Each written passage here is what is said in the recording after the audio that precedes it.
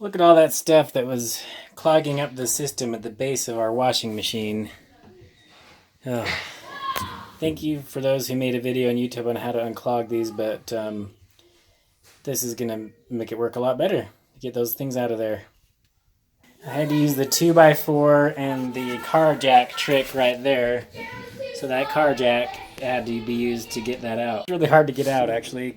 I tried pulling it with all my might and it would not come out, and the only way to get it out was to jack it with this 2x4. I had to cut a 2x4 to 21 7/8 inch, or 21 3/4 of an inch. I used this piece of wood right here, and this piece of wood snapped under the pressure of using the jack to try to get it out. You're jacking against that to get it out, and then there's all the laundry that's stuck up there clogging the system, so we'll get that cleaned out. So I took that little filter out, and there was nothing there, just a little bit of slight dirt, and but nothing clogging it. No other people's videos, there was like quarters and pennies and things in that filter, but there's nothing in mine. But with all the large amounts of little towels and underwear and socks that were stuck right on top of the filter, that's probably why the error code was happening, because it wasn't allowing the water to flow down there. So definitely use the trick with the 2x4 and the inexpensive car jack to separate the two, because that's the only way. I had to really jack, and even with the jack it was difficult. I had to tighten the jack really hard, and after the first time I tried it, I used this piece of wood and it snapped. So now that I got that cleaned out down there, I'm gonna set this back in here.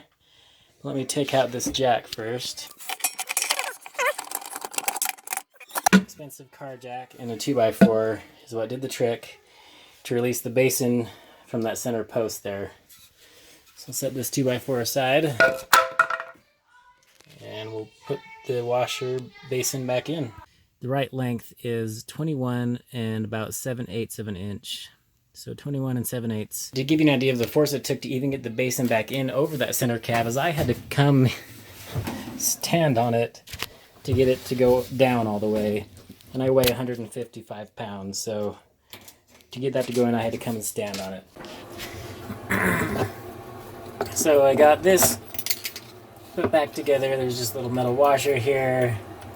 It could be that because our washer is it's probably 8 or 9 years old, it's a little more gunky, and that's probably why I had such a hard time getting this basin out, this bin basin out from this bigger plastic basin.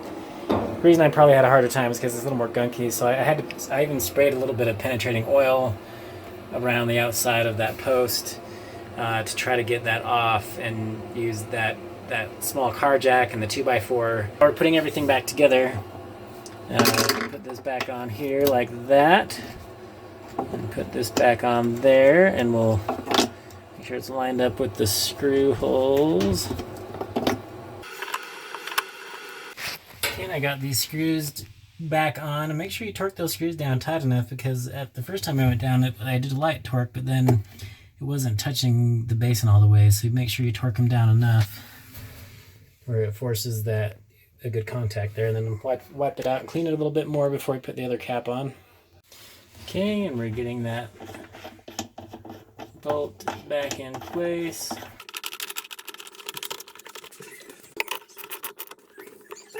Okay, I got the dust cap, and we'll put that back on. There we go.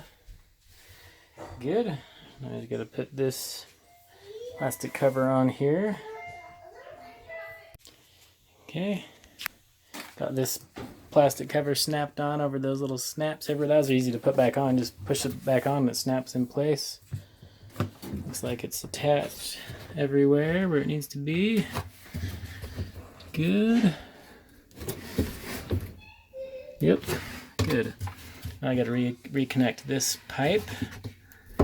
Pull that back in place, and then I'll get my pliers and reattach that clamp. So I pushed the top back on, remove the tape, like I showed you to use tape. It's a good idea. Take off the tape. Now we get to test it and see if it will work.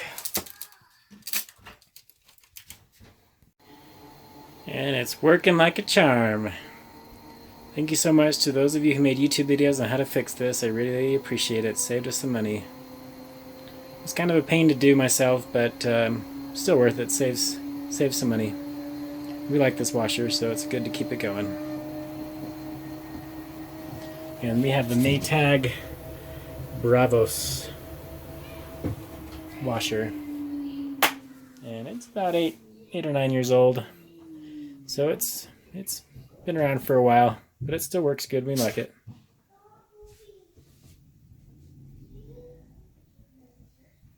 Again, thank you very much to making that video about the 2x4 and the jack. That saved me, because I was doing the project and I got stuck, couldn't get the basin out of the washing machine to get those towels out from clogging there, and so that really saved the day to use the simple tire jack that I just got out of the back of my car and pulled it out of my car, and then cut a 2x4 to 21 7/8 inches and had to jack it up. Use a sturdy 2x4.